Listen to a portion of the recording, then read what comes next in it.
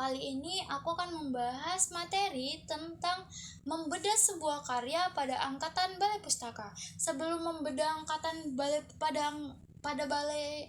Balai Pustaka tersebut, marilah kita ketahui apa sih angkatan Balai Pustaka tersebut. Angkatan Balai Pustaka ialah jenis sastra yang dihasilkan pada periode ini sebagian besar ialah roman. Selain itu ada juga jenis sastra berbentuk puisi yang berupa syair dan pantun. Puisi berupa syair dan pantun tersebut umumnya disisipkan dalam roman untuk memberikan nasihat kepada pembaca. Angkatan Balai Pustaka ialah karya sastra di Indonesia yang terbit sejak tahun 1920 yang dikeluarkan oleh penerbit Balai Pustaka ialah prosa. Prosa di sini termasuk roman, novel, cerita pendek atau cerpen, dan drama. Dan puisi mulai menggantikan kedudukan syair, pantun, gurindam, dan hikayat dalam kancah sastra di Indonesia pun pada masa ini. Nah, Balai Pustaka didirikan pada masa itu untuk mencegah pengaruh buruk dari bacaan cabul dan liar yang dihasilkan oleh sastra Melayu rendah yang banyak mayoritas kehidupan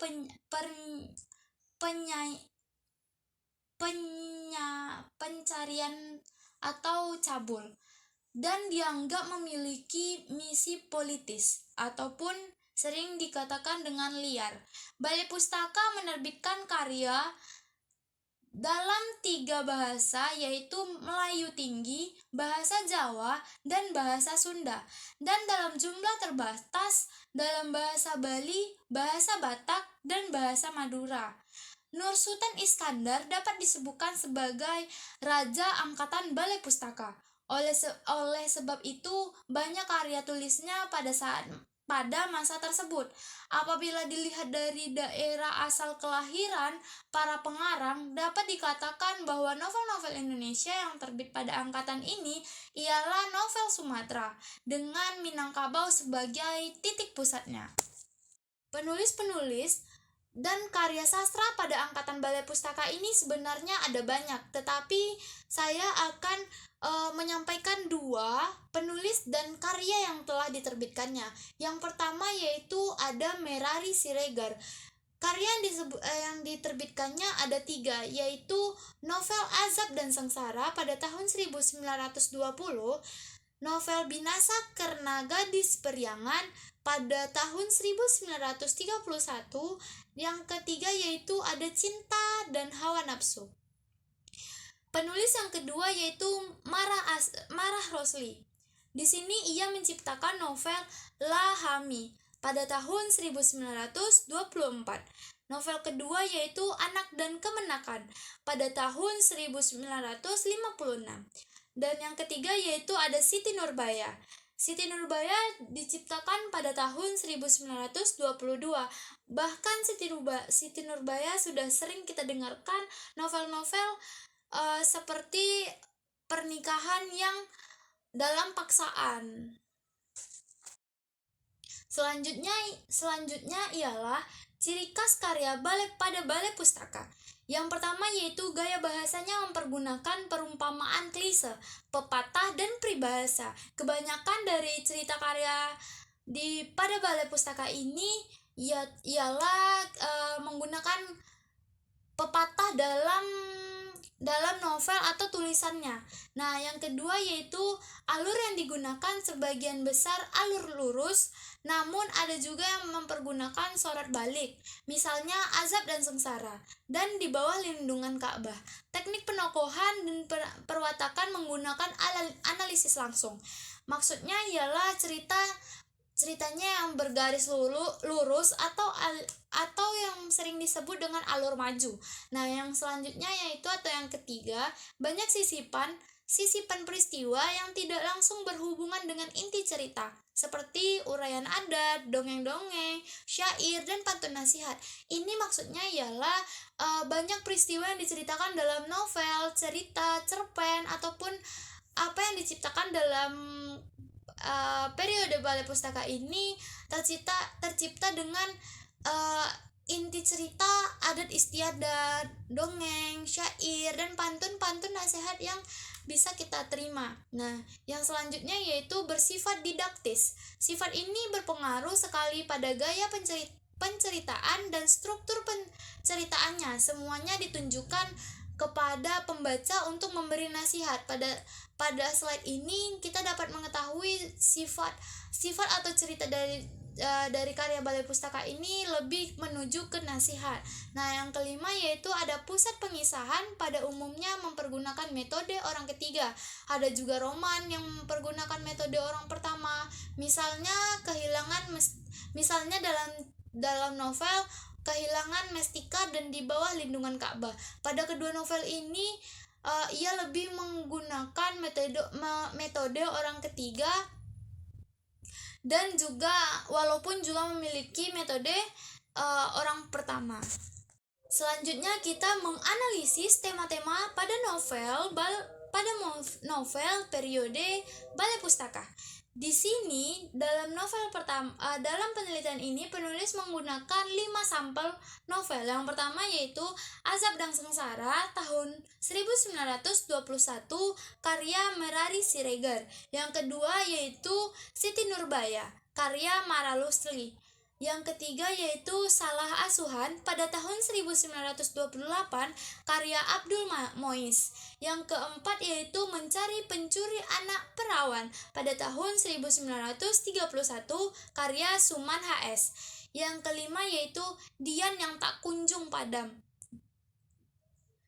pada tahun 1932 karya S. Takdir Alis Jahbana. Nah, mengidentifikasi tema dalam suatu karya sastra bukanlah persoalan yang mudah. Tema juga dapat diperoleh setelah kita selesai membaca suatu karya tersebut. Untuk mengidentifikasinya sebuah tema, kita dapat mengamati konflik yang ada pada karya sastra tersebut.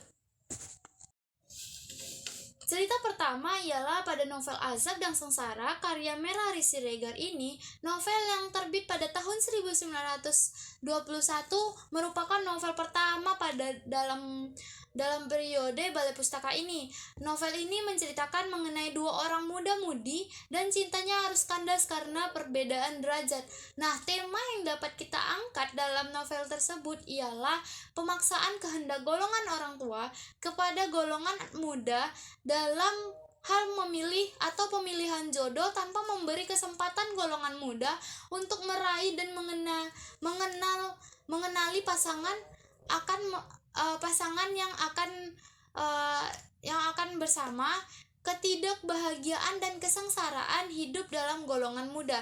Nah, tema yang dapat diangkat itu kan tadi tentang paksaan dalam hal pemilihan jodoh.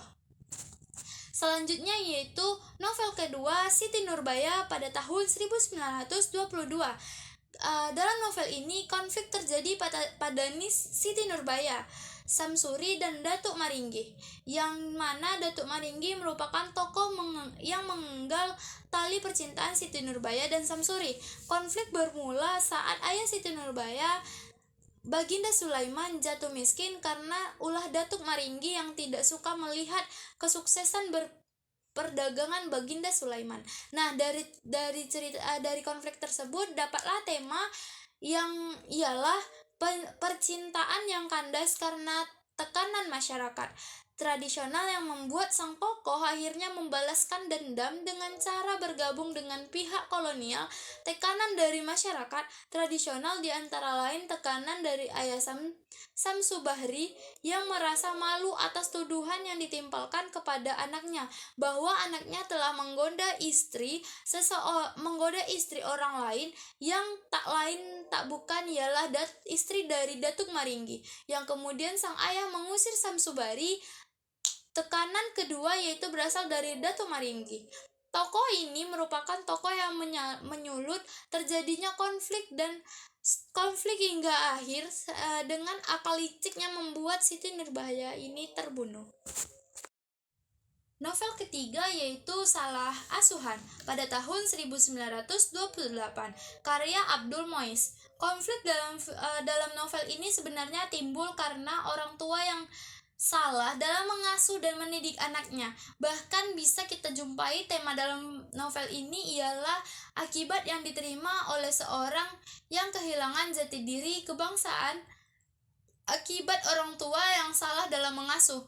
Kata akibat di sini digunakan oleh penulis karena hilangnya jati diri seorang kebangsaan tokoh Hanafi telah membuatnya menerima sanksi alam, yaitu tidak diterima oleh bangsa sendiri dan juga bangsa Eropa.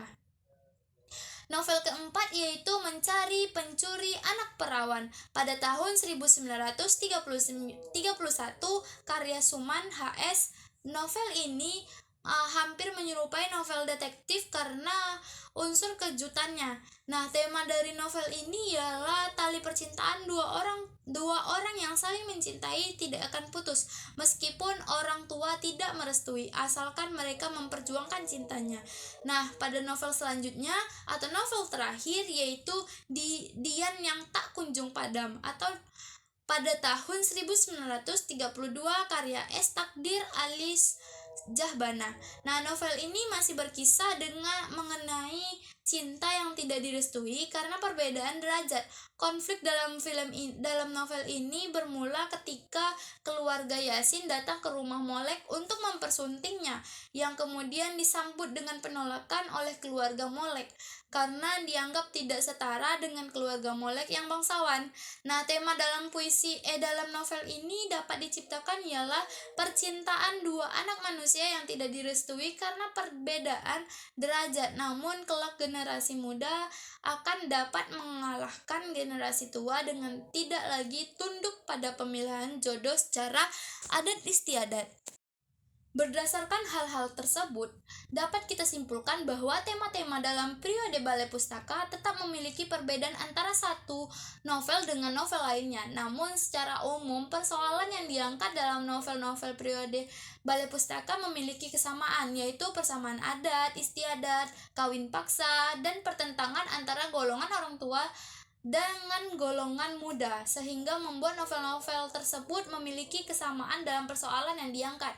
Penelitian ini merupakan langkah awal yang baik dapat digunakan untuk mendalami isu-isu yang lebih spesifik, misalnya yang berkaitan dengan isu-isu gender, kolonialisme, dan juga ideologi.